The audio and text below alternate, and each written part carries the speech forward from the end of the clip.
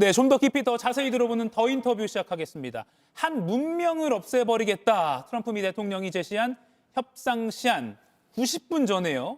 가까스로 미국과 이란이 2주간 휴전에 합의했습니다. 오늘 아침에 속보가 떴죠.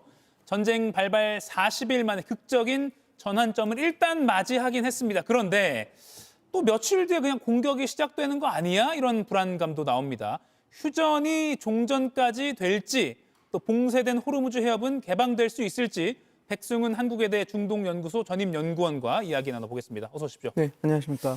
어제 밤부터 아침까지 많이 바쁘셨을 것 같은데 문명 파괴를 언급한 게 그러니까 우리 시간으로 어제 밤까지도 막 그랬는데 네. 갑자기 돌연 2주간 휴전 합의를 했습니다. 근데 속내는 뭐라고 보세요? 부담감이죠. 부담감. 그러니까 전면적인 민간 인프라 시설을 공격한다라는 것이 물론 트럼프 대통령이 그 백악관 기자단 인터뷰에서도 밝혔지만 예. 본인은 이거 문제 없다라고 밝혔지만 이게 문제 없는 것이 아닙니다. 이거는 다분히 국제법 위반이고 전쟁 범죄이기 때문에 네. 그리고 또 이란이 갖고 있는 전력 시설이 상당히 많이 분산돼 있습니다. 그러니까 다른 국가와는 다르게 효율적으로 그 전력 시설들이 나가 있는 것이 아니라 이런 공격을 대비해서 분산이 돼 있어서 예. 트럼프 대통령이 이야기한 저런 그 모든 전력 시설을 형해화시키겠다라고 하는 군사 작전이 되려면 150여 개의 전력 그 시설을 동시다발적으로 폭격을 해야 됩니다. 그러니까 트럼프 대통령이 언설에서 그런 얘기를 하지 않았습니까? 4시간 동안 우리가 할 수 있다. 예. 그러니까 4시간 안에 이 모든 것을 때릴 수 있다라고 하는데 4시간 동안 이란 전역에 대한 민간 시설을 때린다라는 것은 트럼프 대통령 입장에서도 그 후과를 그냥 이렇게 그냥 가볍게 여길 수 있는 상황은 아니었습니다. 예. 그리고 그렇게 됐을 때 이란도 당연히 카타르나 그 주변 걸프 국가들의 석유 생산 시설을 때리면 유가 급등, 물가 압력, 그다음에 해상 물류 차질 이런 것들 모든 것들이 트럼프 대통령에게는 부담감이었기 때문에 지금 그걸 공격하기 전에 지금 이란과 그 파키스탄의 중재로 예. 나름 어떤 협상안들이 올라와서 그러면 협상을 더 진행해보고 이걸 하겠다라고 명분이 울고 싶었는데 누가 뺨을 때려주니 이렇게 협상을 진행하겠다 하고 들어간 것으로 보는 게 좋을 것 같습니다. 예. 다리와 전력 시설 모두 파괴하겠다라고 공언을 했는데 이걸 다 하기는 사실 뭐 할 수는 있을지 몰라도 굉장한 소모가 있어야 되니까 그게 또 부담이었을 것이다. 이란이 또 미국 측에 요구했다는 것, 뭐 이란 국영방송이나 CNN 등을 통해서 알려지고 있는데 네. 이걸 보면요, 뭐 전쟁 피해를 배상하라라는 것도 있고요, 대이란 경제 제재 해제. 네. 그러니까 미국 입장에서도 좀 받아들이기 어려울 만한 것들이 많이 있다라고 돼서 과연 추가 협상 담판이 성사되겠느냐 의문이 많이 찍히거든요. 어떻게 보세요? 저는 이게 지금 이란은 협상에 다 이걸 받아들였다라고 얘기는 하고 있는데 그렇지는 예. 않다고 봅니다. 왜냐하면 미국 측도 어떻게 밝혔냐면 이게 workable base라고 했습니다. 뭐냐면 우리가 협상 가능한 그 10개 조건이기 때문에 예. 요걸 갖고 이제 협상을 진행하겠다라고 하는 그 정도라고 보시면 될 것 같고 예. 말씀 주신 것처럼 미국이 절대 받아들일 수 없는 것들이 많습니다. 그러니까 예를 들어서 영내 모든 미군 부대를 철수한다. 예. 그다음에 배상금을 준다. 그다음에 경제 제재를 풀어준다. 이런 것들은 지금 이 상황에선 받아들일 수 없는 안들이거든요. 그래서 트럼프 대통령이 이것을 협상 테이블에 의제로 올려서 우리가 얘기를 하겠다라는 것이지 예. 이게 협상으로 완전히 됐다라고 하는 것은 아니다. 왜냐하면 이 조건을 다 받아들였다면 협상을 할 이유가 없죠. 그렇죠. 그래서 이게 어떻게 보면 이란 입장에서는 이번에 국민들에게 우리가 승리했다라고 하는 그런 것들을 하려고 하는 선전전 그리고 인지전 하에서 이렇게 얘기가 됐지 이것이 협상이 마감된 것은 아니고 이제부터 협상은 시작됐다라고 보시면 될 것 같습니다. 예. 그 협상을 오는 10일 중재국인 파키스탄에서 양측이 대면해서 한다는 거잖아요. 잘 될까요? 저는 뭐 몇 가지 바로미터가 있다고 보는데 예. 만약에 진짜로 그 벤스 부통령이 협상단에 들어와서 한다 그러면 예. 미국은 상당히 진정성을 보여주는 그 제스처라고 보시면 될 것 꽤 같습니다. 고위급이 가는 거니까요. 거기다가 이란이 계속 원했던 그 파트너고. 파트너였습니다. 예. 왜냐하면 트럼프 대통령이 벤스 부통령과 계속 약간 미묘한 그 차이가 있다라는 걸 계속 밝혀왔죠. 그러니까 예. 벤스 대통령은 이번에 이란 공격을 별로 옹호하지도 않았고 그래서 트럼프 대통령도 벤스 대통령과 내가 철학적으로 이란에 대한 그 의견을 좀 달리한다라고 얘기할 정도로 예. 벤스 대통령은 부통령, 네. 죄송합니다. 벤스 부통령은 이번 공격에 그 호의적이지 않았죠. 그래서 이란 입장에서는 벤스 부통령을 통해서 협상을 이뤄나가려고 했습니다. 그리고 그 지금 요번에 공격의 단초가 됐던 그 우라늄 농축 프로그램을 보시면 예. 우리가 초반에 그 핵 협상이 제네바에서 1차, 2차, 3차 진행될 때 그 이란이 미국 트럼프 대통령도 이 얘기를 했거든요.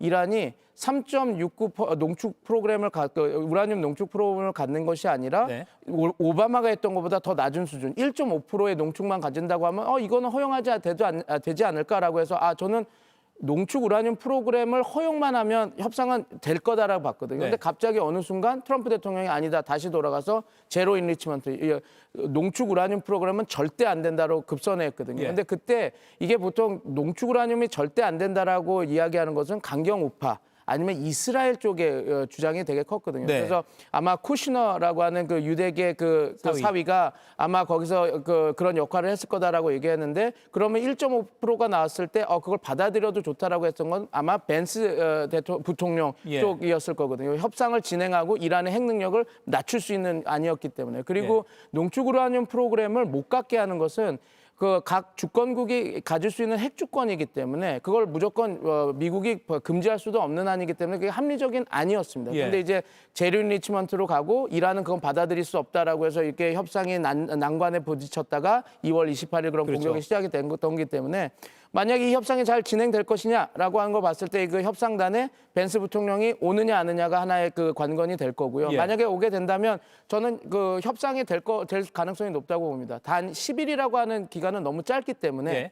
그 협상을 진행하는 과정에 서로 타협을 볼 수 있는 것들을 타협을 하고 그렇게 해서 계속 협상을 다음 단계로 넘어갔다 하다가 이런 관계도 있을 것 같습니다. 만약에 양측의 신뢰 구축이 잘 됐다고 한다면 네. 신뢰 구축이 잘 되면 이렇게도 될 수 있죠.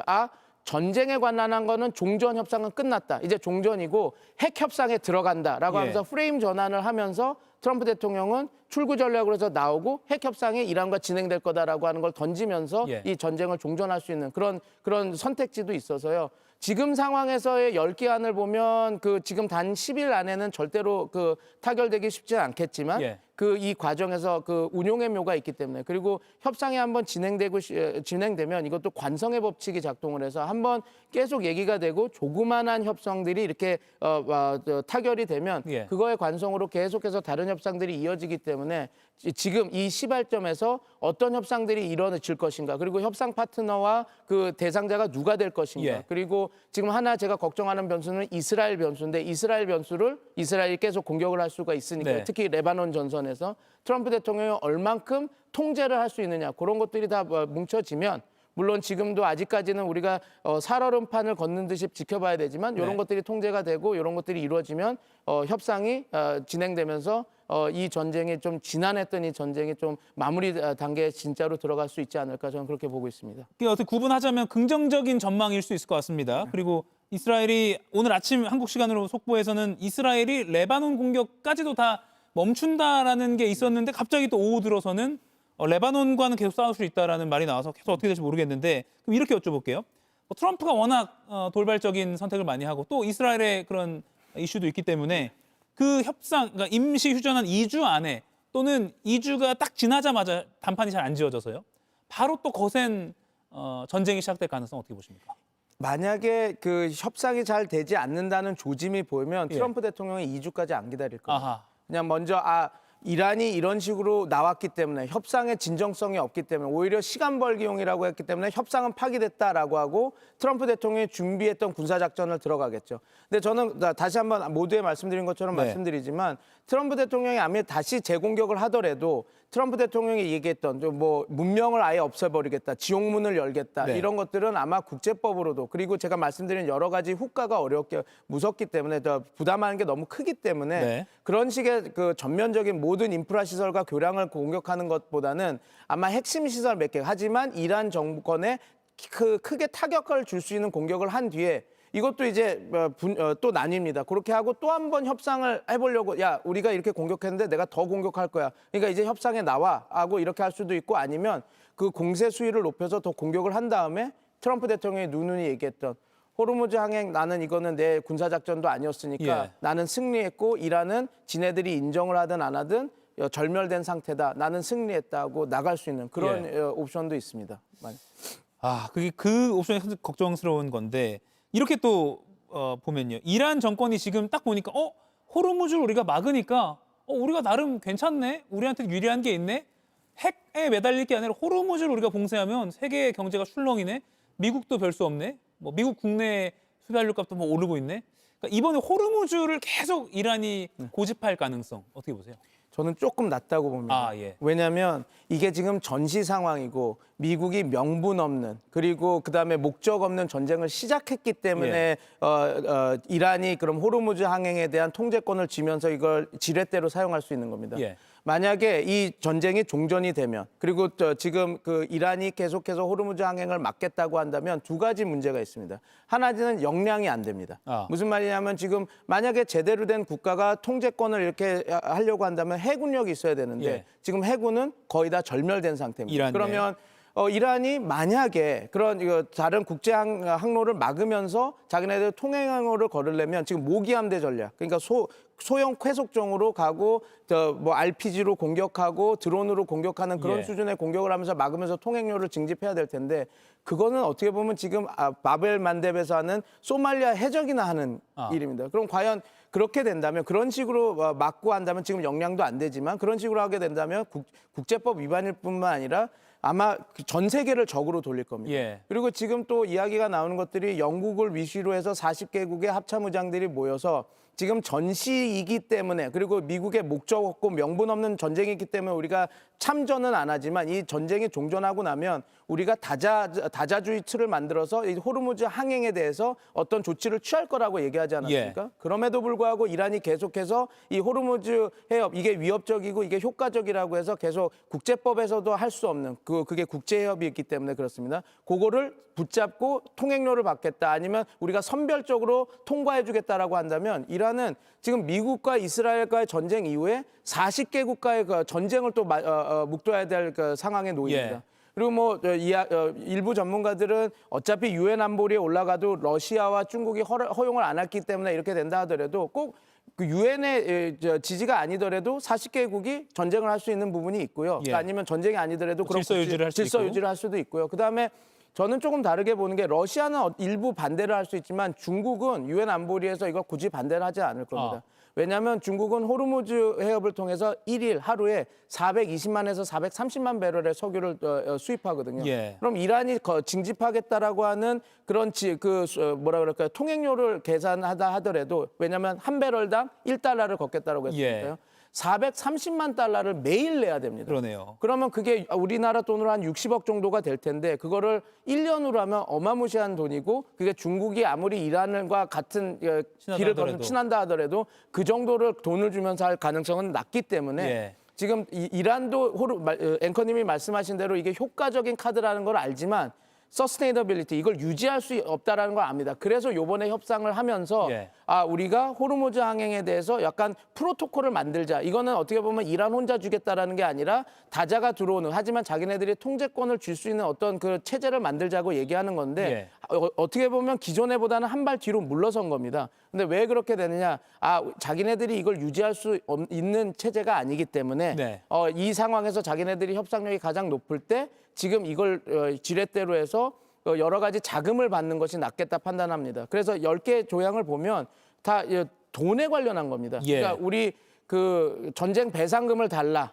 아니면 경제 제재를 풀어달라. 예. 그런 것들이 어떻게 보면 지금 이란 입장에서는 지금 이 전쟁이 이렇게 끝나면 그리고 또 이란에 대한 경제 제재가 되면 전투는 이겼어도 전쟁은 지는 게 될 수도 있는 예. 상황이거든요. 그래서 지금 호르무즈 항행을 끝까지 잡고 있는 것은 이 제도를 끝까지 유지해서 자기네들이 하겠다라는 의미보다는 이것을 지렛대로 자기네들이 얻을 수 있는 이익들, 특히 네. 경제적 유인들을 많이 보상을 받겠다라고 하는 그런 의도라고 보시면 될 것 같습니다. 그러니까 지금 이 국면 정도에서는 호르무즈를 무기로 삼아 할 수 있겠지만 말씀하신 것처럼 중국 눈치도 있고 또 뭐 40개국이 다 질서유지 명목으로 뭐 해군을 파견할 수 있는 것이니까 섣불리 이걸 오래 끌 수는 없을 것이다. 네. 자, 그리고 지금 이란 내부는 어떤 상황인 것인가? 그 새 최고 지도자로 뽑혔던 모즈타바 하메네이가 영국 타임즈에 따르면 부상이 생각보다 심각해서 식물인간 상태다. 이런 보도가 나왔거든요.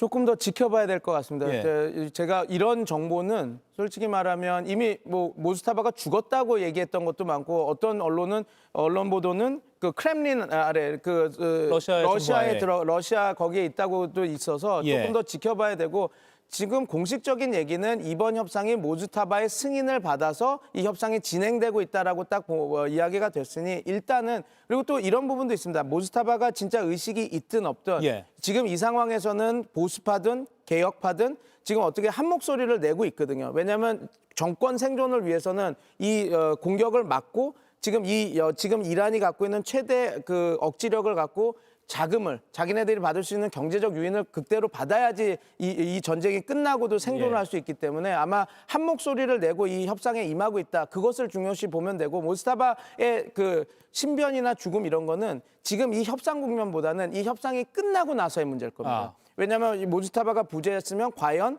이 신정 민주주의 체제가 유지될 수가 있을까? 오히려 지금 권력을 더 많이 갖고 있는 강경파, 특히 혁명수비대가 군부 쿠데타를 통해서 다른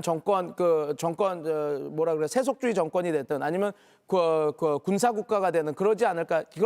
그런 분석도 지금 학계에서 많이 나오고 있거든요. 예. 그래서 오히려 모스타바의 유고는 지금 현 협상 단계보다는 협상이 끝나고 나서의 그 이란의 역학들, 내부 정치라든지 그다음에 국가 체제 관련해서의 문제가 될 거지. 지금 협상 국면에서는 큰 그 변수가 되지는 않을 거다. 이런 말씀을 드리고 싶습니다. 예.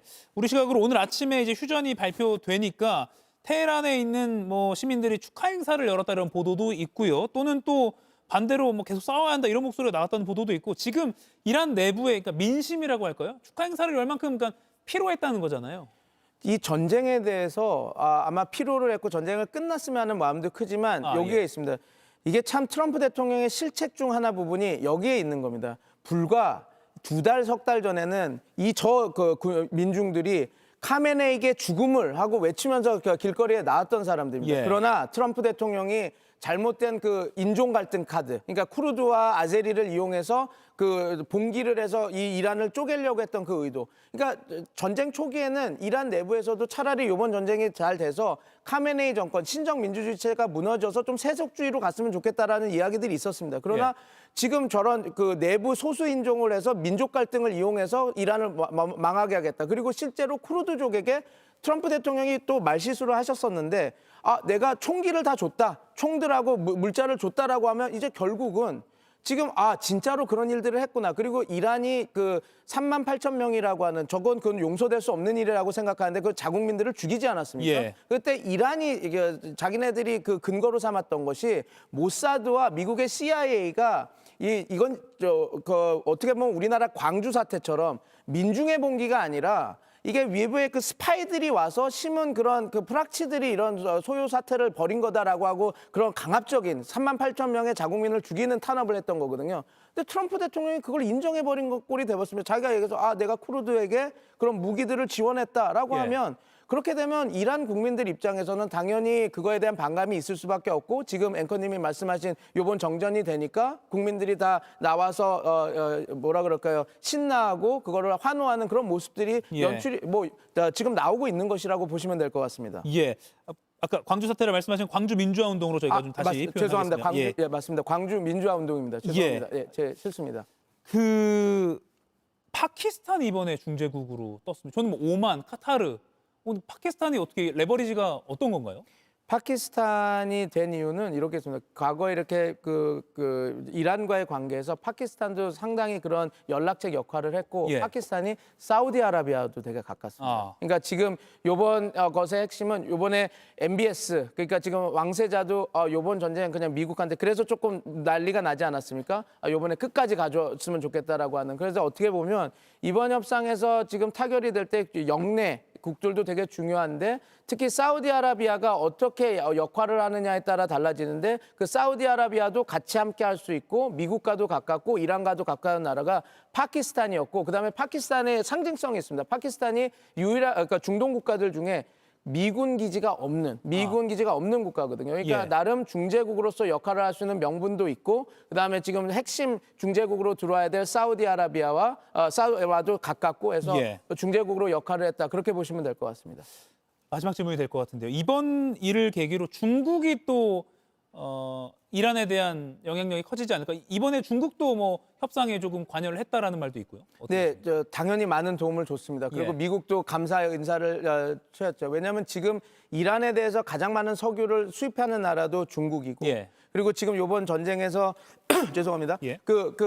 이 러시아가 많이 도와줬다 그러지만 저 외에 다른 군사 전문가들은 뭐라면 중국의 도움이 많이 컸다고 얘기를 합니다. 왜냐하면 미군 기지에 대한 공격 이런 것들이 다 위성이나 여러 가지 그 정보 그런 것들의 정보를 의해서 되는데 그게 중국이 많이 갖고 있는 그런 상업 위성으로 그 여러 가지 사진들을 제공해서 그런 폭격기 이란의 초계기 미국의 초계기 폭파나 예. 이런 것들이 성공적으로 될 수 있었던 건 그 위성 사진이 되게 주요했다 그러거든요. 예. 그럼 그 위성 사진 정보는 누구한테 이렇게 갔느냐? 러시아보다는 중국이 줬을 거라고 이렇게 합니다. 그리고 중국은 항상 이런 작전을 써왔거든요. 이란과 중국 관계는 중국이 이란에 적극적으로 그 하드 밸런싱을 하는 건 아니지만, 그러니까 연성 균형을 통해서 조금 약간 미국과 대립을 극단화하지 않지만.